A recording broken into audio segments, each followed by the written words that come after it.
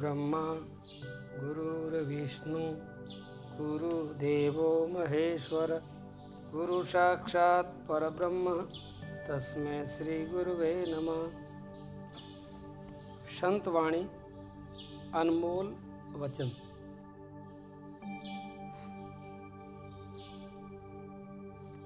संत महात्मा कहते हैं मन की मार बड़ी जबरदस्त होती है। मनक ने घायल कौन करे, खुद रू मन करे। मन के हारे हार है, मन के जीते जीत। मन ले जावे वैकुंठ में, मन ही करावे भजीत। अबे मन के सामने कौन ठहर सकता है? मन के राधा मन के सामने कोई नहीं ठहर सकता है। इसलिए मन ही मन का बोधक है और मन ही मन का साधक है। मन ही मन का बाधक है, मन ही मन का घातक है। मन के सब खेल है, सुख दुख सब मन के हैं, हानि लाभ सब मन के हैं, बंधन मोक्ष सब मन के हैं। तो ये मन क्या है? मन वैसे कुछ नहीं है। मन एक मनन करने की वृत्ति का नाम मन है। मनन करने वाली जो वृत्ति है वो मन है। जैसे संसार वैसे संसार नहीं है, लेकिन हमने मान लिया, माना हुआ है। हमारे माना हुआ संसार हमको दुख देता है, और हमने नहीं माना है वो संसार हमको दुख नहीं देता है। संबंधियों को हमने माना, संबंधी दुख देंगे। हमारे स्वार्थ के लिए कौन कुछ हमने मान्यता कर रखी, वो मान्यता दुख देगी। इसे मन का खेल है। तो मन की सारी मान्यताओं से ऊपर उठ जाए, मन की सारी पकड़ धारणा से ऊपर उठ जाएंगे, फिर अपना जीवन शुरू होता है। मन से परे जीवन है। जीवन आनंद स्वरूप है। मन में सुख और दुख दोनों चलते हैं। कभी सुख की लहर आती है, कभी दुख की लहर आती है। और जीवन में तो जीवन तो सदा आनंद स्वरूप है। अब उन जीवन का किसी को पता नहीं है। हजारों बातें लोग करते हैं, शास्त्रों की बातें करते हैं, वेदांत की करते हैं, वो करते हैं, वो करते हैं। उससे जीवन का कोई संबंध नहीं होता। जीवन एक अलग चीज़ है। जीवन की पहचान ही अलग है। सत्य सनातन जीवन अपना, असत्य झूठ जग सब मन की कल्पना। जीवन अद्वैत अव्यक्त अजाया, द्वैत भाव सब मन उपजाया। जीवन तत्व अनंत अनादि। ये सब जो है ना, जीवन के अलावा सब मन है। तो उन जीवन को समझने के लिए, जानने के लिए आपको चिंतन मनन करना पड़ेगा। महापुरुषों ने जो इशारा दिया है उसकी तरफ अपने को चलना होगा। जैसे अष्टांग योग है, वेदों का अध्ययन है, सत्य वचन का व्यवहार है, जो जो साधन है, उन साधनों से जो कुछ मिलता है वह सब भगवत जन से प्राप्त होता है। मतलब सब संतों से ही प्राप्त होता है। और संतों के शब्दों को नहीं पकड़ना है, शब्दों में जो अर्थ छिपा है, अर्थ को पकड़ना है। और लोग क्या करते हैं, अर्थ तो चला जाता है और शब्दों को पकड़ लेते हैं, और शब्दों को पकड़ करके जिंदगी भर उनको इधर उधर घुमाते रहते हैं। उस कचरे में क्या है? अभी सार शब्द का सार है अर्थ। अर्थ को तो ग्रहण होता नहीं है। निरपेक्ष ही धीर होता है। धीर पुरुष कौन हो सकता है?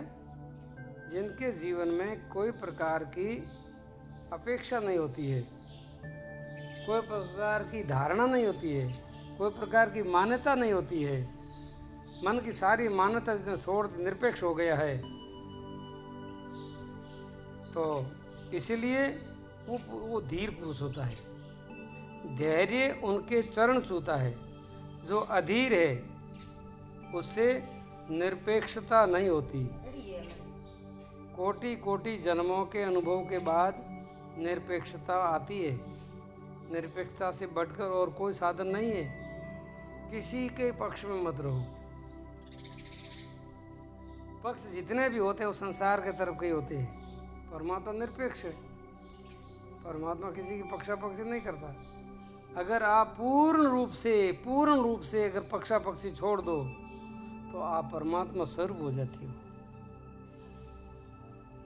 ये बात बिल्कुल सत्य है, लेकिन जल्दी समझ में आएगी नहीं।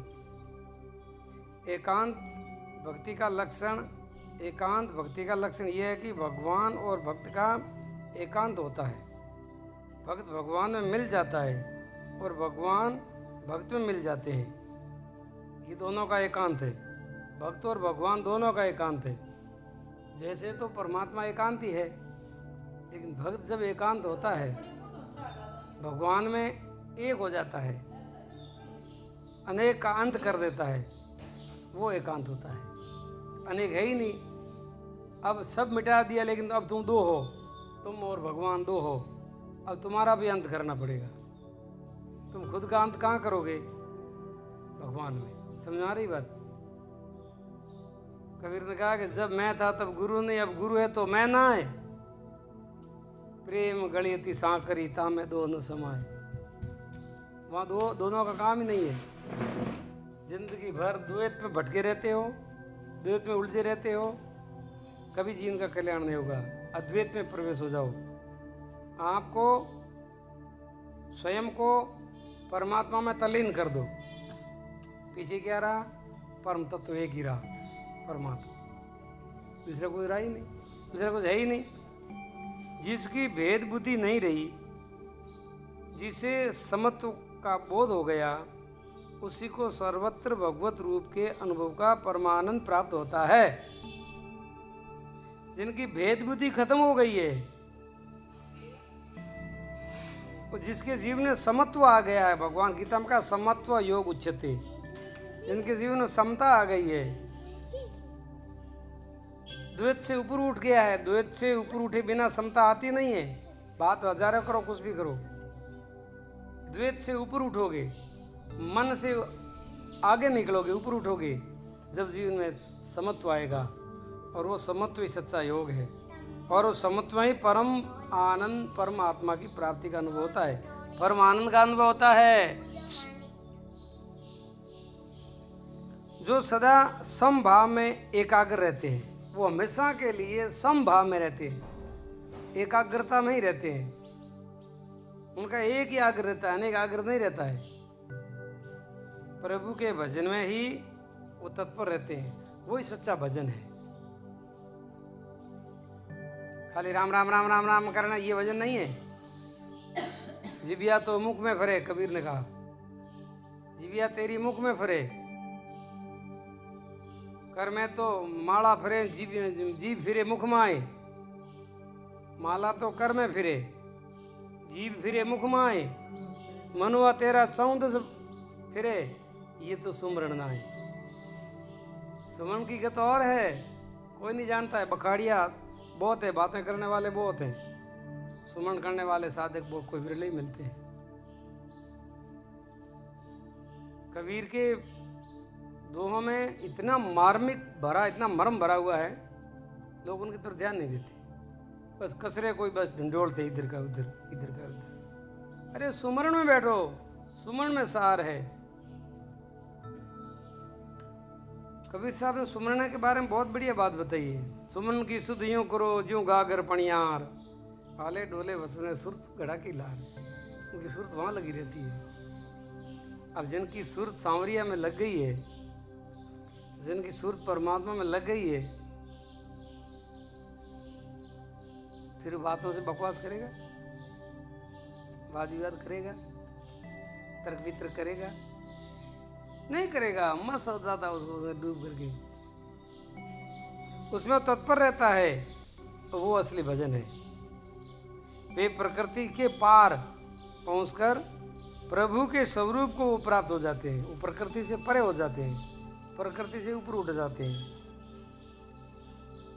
ये है सुमरण का तरीका। जिनके हृदय में विषयों से विरक्ति हो गई हो, अभेद भाव से प्रभु के चरण में भक्ति हो गई हो, भजन में अनन्य प्रीति हो गई हो, उनके स्वयं श्री हरि ही आज्ञाकारक हो जाते हैं। उनके खुद भगवान खुद उनके आज्ञाकारी हो जाते हैं। कितनी बढ़िया मर्म बात बताइए। कबीर के दुओं में ऐसी कोई शिक्षा नहीं है कि जो शास्त्र में न हो, लेकिन उन्होंने अपनी एक सरल अपनी भाषा में, सादी भाषा में उन्होंने बात बताई। अब ये बात जो संत महात्माओं ने शास्त्रों में से लिखी है, अनुभव करके लिखी है, तो कबीर ने तो कभी शास्त्र पढ़े ही नहीं थे, वो तो अनपढ़ थे, और उन्होंने तो भीतर से सारा दिव्य ज्ञान प्रकट किया। काला कागज क्यों करे रे, पोथी पिंड रे मोय, अकल स्याहियां उपजे भौर गुफा रे मोय। सब कुछ अंदर है। मूर्ख लोग बारे किताबों में ढूंढते हैं, शास्त्रों में ढूंढते हैं। शास्त्र में कोई सत्य नहीं होता है। तो लिखा है वो भजन है, ऐसा जो भजन करता है, ऐसे जो भगवान तल्लीन रहता है, तो भगवान उनके आज्ञाकारी होता है। कबीर साहब ने लिखा है, मन अस निर्मल भया जस गंगा जल नीर, पीसे पीसे हरि चले कहत कबीर कबीर। क्या बात है? अब मुझे हरी हरी करने की जरूरत नहीं है, वो हरि ही मेरा जप करता है। अब ये स्थिति कितनी ऊंची है, कितनी मार्मिक बात है ये, है ना? ये हकीकत है। कबीर साहब की ऐसी स्थिति थी, वो इतने निरपेक्ष हो गए थे, इतने निर्लेप हो गए थे, इतने अभेद में पहुंच गए थे, सारी भेद बुद्धि उनकी समाप्त हो गई थी, ऐसी उन्हें ब्रह्म स्थिति हो गई थी, ब्रह्म स्वरूप हो गए थे। इसीलिए हम ऐसे महात्माओं को परमात्मा कहने में कोई दोष नहीं, वो परमात्मा ही तो है। लेकिन वो साधना करके परमात्मा हुए हैं, परमात्मा बन करके नहीं आए थे।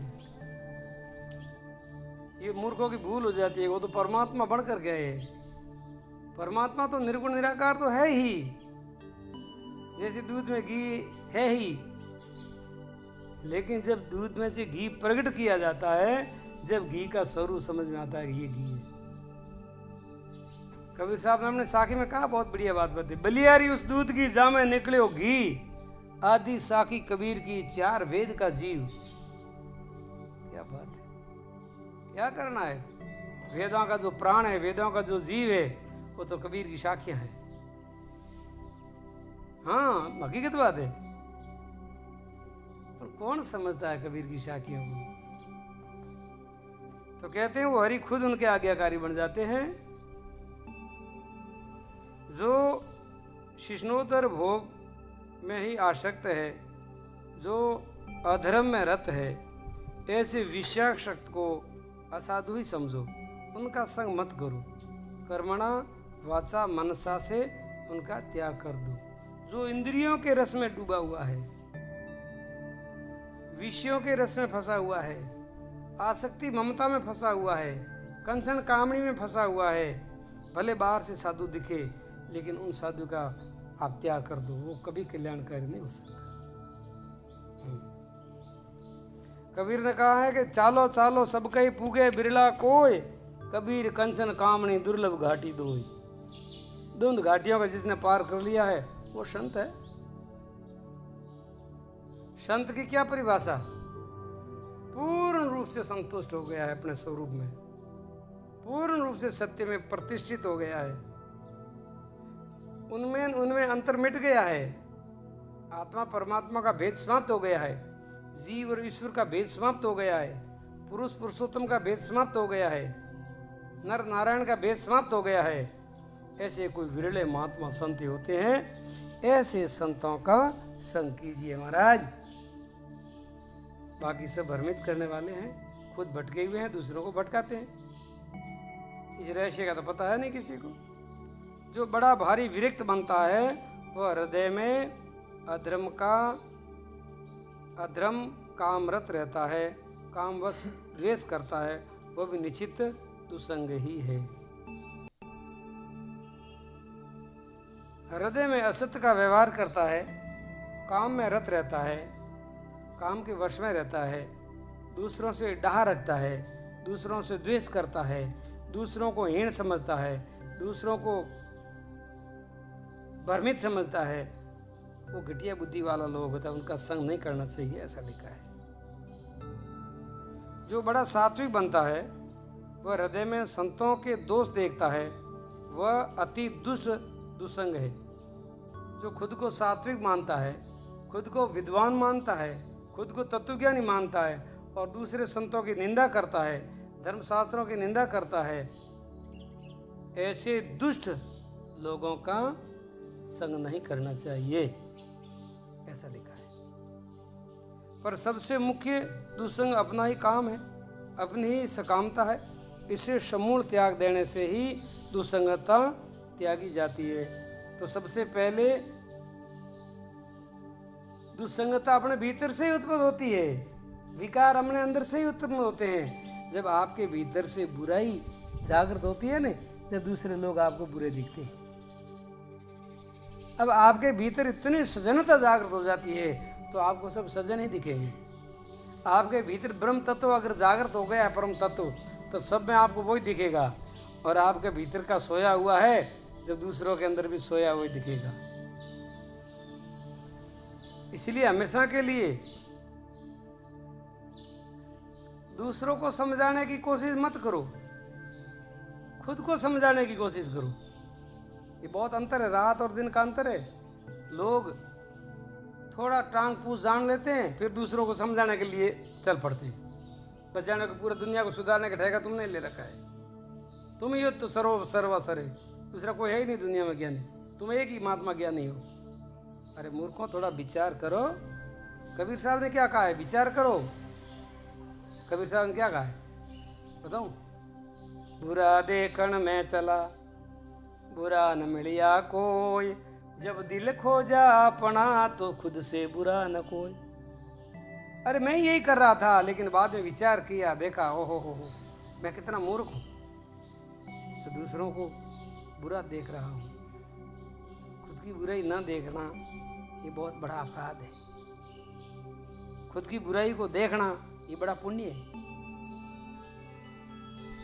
उस काम कल्पना को जो नर त्याग देता है, उसके लिए संसार सूख जाता है। ऐसी भीतर की जो बुराइयां हैं, भीतर का डाह है, राग द्वेष है, वो अगर आदमी छोड़ देता है तो ये बहुत बड़ी तपस्या है, बहुत बड़ा त्याग है, ये बहुत बड़ा साहस है, ये बहुत बड़ी हिम्मत है। उस काम कल्पना को त्यागने का मुख्य साधन क्या है?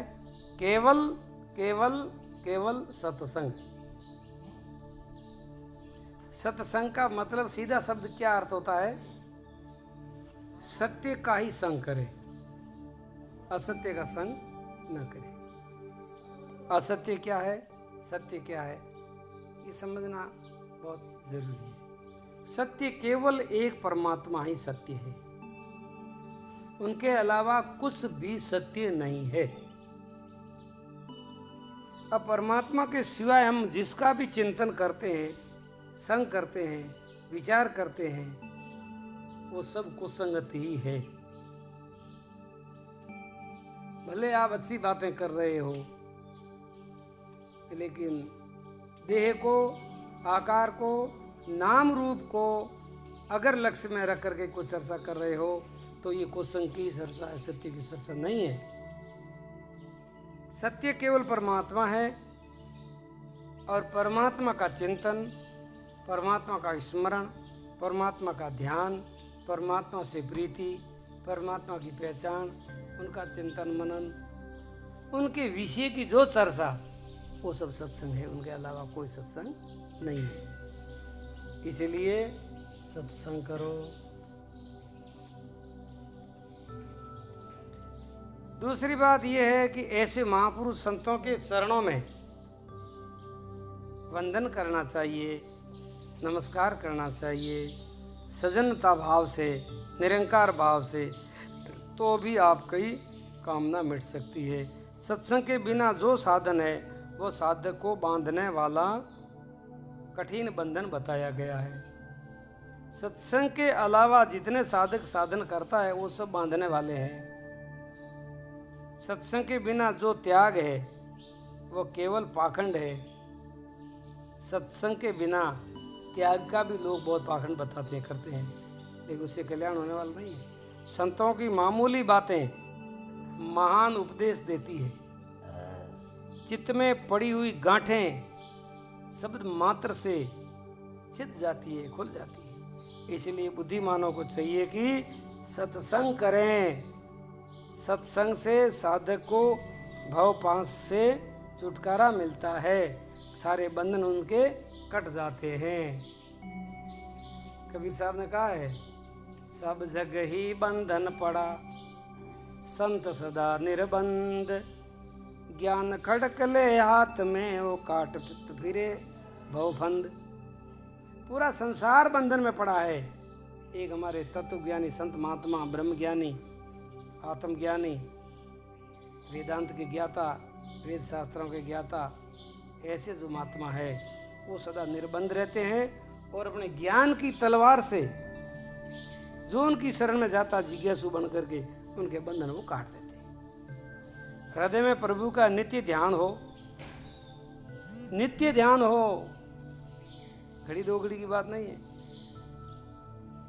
मुख से उनका पवित्र नाम का उच्चारण हो, गुंजन हो, प्रेम आनंद में उनकी पूजा हो, नेत्रों में हरि की मूर्ति विराजमान रही हो, चरणों से उनके ही स्थान की यात्रा की हो, रसना से प्रभु के तीर्थ का रस हो, भोजन हो तो वह प्रभु का स्वाद ही हो, साष्टांग नमन हो, उनके ही प्रीति, आलिंग हो, अल्लाहद के उससे भी भक्तों का, और एक आधा पल भी उनकी सेवा के बिना व्यर्थ न जाए। सब धर्मों का यही सार है। मतलब अपना पूरा जीवन, अपना तन, अपना मन, अपनी वाणी, अपनी इंद्रियां, पूरा का पूरा भगवत प्रेम में सरोबोर हो जाए।